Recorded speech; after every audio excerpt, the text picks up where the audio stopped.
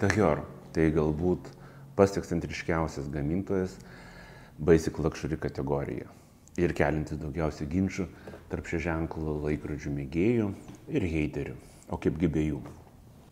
Tai kokie tie Tahior laikrodžiai ir kodėl jie kelia tiek aistrų? Tahior pradeda savo veiklą 1860 metais pavadinimu Heuer. Ir taip, tai nėra labai senas gamintojas ir jis tikrai nepatenka į seniausių laikrodžių gamintojų dešimtuką. Tačiau tuo metu ponas Heuer gamina visai gerus laikrodžius, svarbiausia tikslius, o jau po 17 metų patentuoja pirmą savo išradimą paslankų dantratį chronografuose, leidžiantį mechanizmų net 1/100 sekundės tikslumu sustabdyti ir paleisti chronografo mechanizmą. Beje, šis atradimas naudojamas chronografuose ir iki šiol.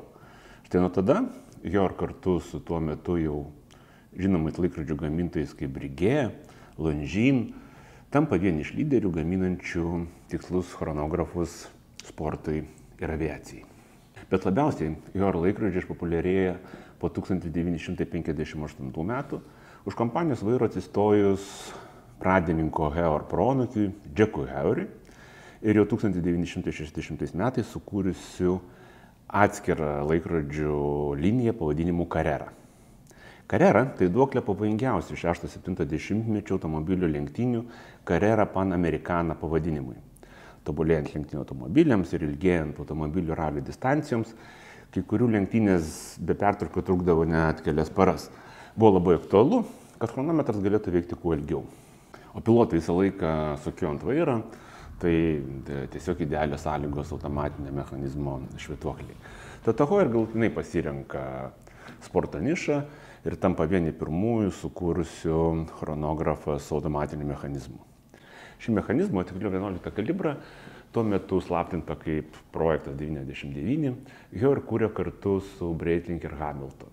Taip, su to pačiu Hamilton, kuris ir šiandien gamina visai gerus laikrodžius, nes Hamilton iki šių dienų turi labai stiprią inžinierinę bazę su puikiom laboratorijom. Beje, Breitling mechanizmų paletėje šis kalibras taip pat buvo vadinamas 11 numeriu. Todėl, kad naujasis Heuer chronografas nebūtų panašus į Breitling laikrodžius, Heuer pirmo automatinio chronografo mechanizmą patalpina į stačiakampį korpusą ir duoda jam Monako vardą. Pasaulyje Monako chronografas pristatomas ant tuo metu legendinio lenktynininko Steve'o McQueeno rankos 1968 metų Le Mano lenktynėse. Ir tokiu būdu netgi sukuria atskirą kryptį laikrodžių dizaine, laikrodžių madoj pavadinimu reisingu, tai chronografai keturkampiame korpuse. Kaip minėjau, Heuer pasirenka sportą ir gamina laikrodžius garsiausiams lenktyninių automobilių, kaip Porsche, Shelby, Grand Prix Monaco pilotams, taip pat buriavimų su savo Aqua Racer linija, teniso bei golfo komandomis. Tačiau yra linija ir kostiumui. Beje, nereikia pamiršti, kad Heuer laikrodis buvo vienas pirmųjų ir kosmose. Net 1962 metais, dar gerokai prieš Omega, pačiame Sovietų Sąjungos ir JAV kosmoso lenktynių įkarštyje, pilotuojant raketą Mercury Atlas 6, pirmasis JAV astronautas John Glenn apskrieja Žemę, segėjo ne ką kitą, o Heuer Autavio chronografą. O tai sutikite jau šis tas, ne kiekvienas laikrodžių gamintojas gali pasigirti tokiu pripažinimu. 1985 metai Heuer kompanija nuperka tuo metu turtingiausias pasaulio žmogus, Saudo Arabijos holdingo Technics Avangard, sutrumpintai TAG savininkas. Ir nuo tada Heuer laikrodžių gamykla pakeičia pavadinimą į TAG Heuer. Taip jie vadinamės ir iki šiol. TAG Heuer. TAG Heuer galim vadinti ir vienais labiausiai inovatyviais ir nebijančiais eksperimentuoti laikrodžių gamintojais, bandančiai sukurti vis įdomesnius mechanizmus. Tai gamykla kurianti laikrodžius, o ne tik juos surenkanti. Siekdami išmatuoti lenktynių laiką kuo tiksliau, Heuer inžinieriai net sukūrė laikrodį Carrera Microgrid 10 000, kurio mechanizmas leidžia išmatuoti laiką, tik įsivaizduokit, 1/2 tūkstantąją sekundės tikslumu. Nežinau, kam reikia tokio tikslumo, bet faktas yra tas, kad tai galima padaryti. Laikrodžio balansinis mechanizmas sukuria net 7,2 pustakčių per valandą arba veikia 1000 Hz dažniu. Kaip pavyzdys, dažniausiai jūsų mechaninis laikrodis turi 28800 arba 21600 pustakčių per valandą, atitinkamai 4 arba 3 Hz dažniu. Tai aišku įspūdingi duomenys. Ir laikrodžio sekundės rodiklė šiame laikrodyje gali apsisukti aplink savo ciferblatą 20 kartų per sekundę. Kitas įdomus Tahor modelis buvo pagamintas 2004 metais, tai Monaco V4, kuriame laikrodžio sukimo momentai mechanizme perdodami ne dantratukais, kaip visose dažniausiai laikrodžiuose, o kaip automobilio variklyje guminiais diržais. Tai irgi toks įdomus mechanikos taisyklių laužimas laikrodžių pasaulyje.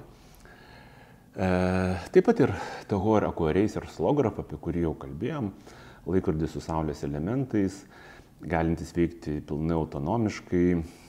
Iš tiesų Tahor yra tikrai labai inovatyvus ir pastoviai atsinaujantis savo laikrodžių modelius gamintojas. Kiekvienais metais Tahor gali pristatyti kažką naujo ir netikėto. Taip pat staigiai ir netikėtai gali kažką išimti iš savo modelių linijos, taip akivaizdžiai erzinant ir gausius savo gerbėjus. Erzina ir akivaizdus per gausus modelio asortimentas, tuo pačiu labai plačiam kainų diapazone, nuo 1000 iki 20 000. Tampa neaišku, ar tai pigus ar brangus brandas, neaišku, ko iš jo tikėtis. Tačiau tuo pačiu Tahor labai gerai užpildo laikrodžių iki 4000 eurų vertės nišą. Nes iš tiesų artimiausi konkurentai tokie kaip Tudor, Federico Constant ar Maurice Lacroix, ta pati Certina, iš tiesų yra tokie šiek tiek nuobodus ir nelabai ką galima apie juos papasakoti. Tuo labiau apie Tahor istoriją ir atradimus galima pasakoti ir pasakoti be galo. Tačiau tuo pačiu Tahor turi tokius modelius kaip Monaco jau minėtas, kuris 60 metų gaminamas ir yra vienas perkamiausių Tahor modelių paletėje.